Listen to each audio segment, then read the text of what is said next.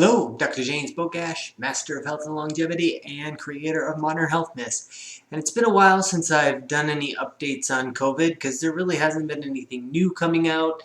But we really need to have this conversation about cases going up and the fear and everything that continues to follow that and the actions that seem to go along with the cases going up. So I think I should start by looking at a recent study that came out looking at the fatality rates of people that were hospitalized for COVID.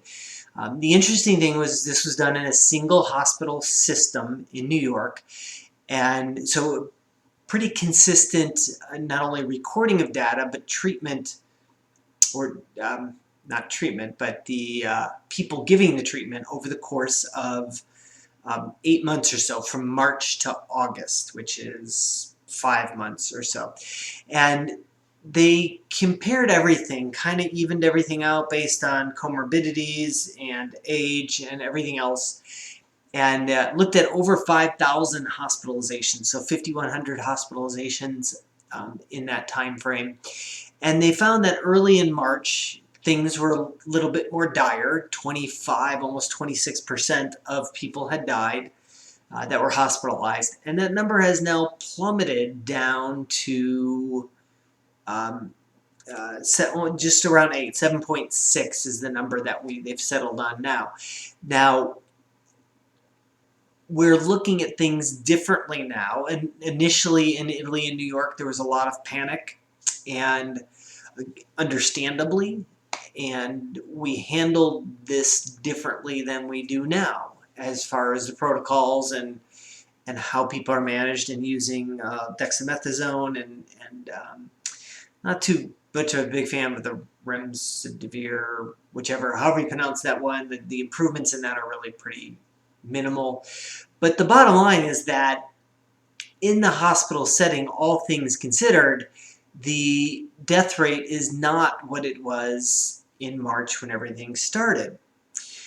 To really illustrate this, there are some charts on that I'll post in a link in the comment section, and it just shows cases skyrocketing. You can do this across the globe because it's pretty much the same everywhere, and certainly in the US where the cases are and here's the death rate, kind of staying down here, not really changing, despite the fact that case numbers are just skyrocketing, but deaths aren't really changing very much. So that goes hand in hand with what we see in this study, where people are, it's not as scary now as it was back then.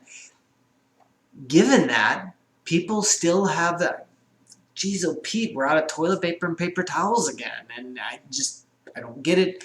All we keep hearing is about cases going up, but somewhere along the lines we went from hospitalizations and deaths to cases, and cases aren't really even cases, they're just positive tests. And never before in the history of man has people woken up and go, I feel perfectly fine, let me go get a flu test. It just never happened. I drive by one of the sites here, and there's always long lines of cars, and I can't figure out, like, don't people have better things to do than to go get tested if they're completely asymptomatic? But it's happening, and as a result of that, our numbers are going up. We're testing more too, but that's not part of the story. Just more exposure, people are getting out. But the key thing to look at is that hospitalizations and deaths, while they're going up, which things have a tendency to go up in the winter times across the country, especially with influenza. But the gap between the cases and they're just not rising at the same rate, not even close to the rate that they had been early on in the pandemic. And that brings us back to another study that I'll link to in this, and looking at the infection fatality rate.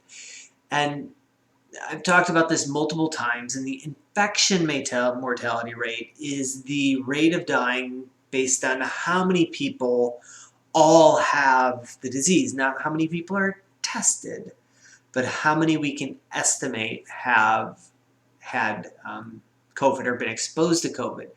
And those numbers continue to go downward from the initial initially the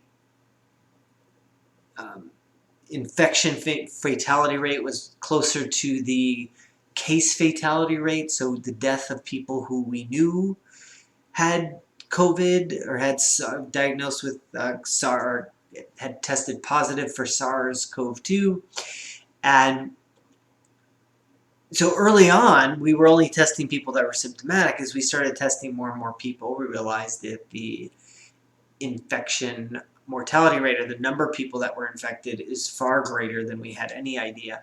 And that just continues to drive the IFR, or the infection fatality rate, down.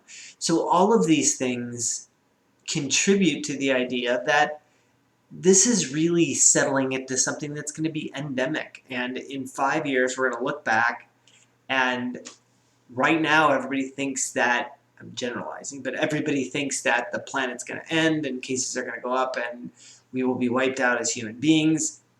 The numbers just don't suggest that. And so as numbers positive cases, positive tests continue to go up, just look at this with some degree of logic on where the numbers are going. So as always, I welcome comments on this particular topic. Make sure you subscribe to the channel, like this video, share it with somebody who you think is still, or who you know is still hiding out in their cave and doesn't want to come out. And as always, I will post a link to these particular studies in the comment section.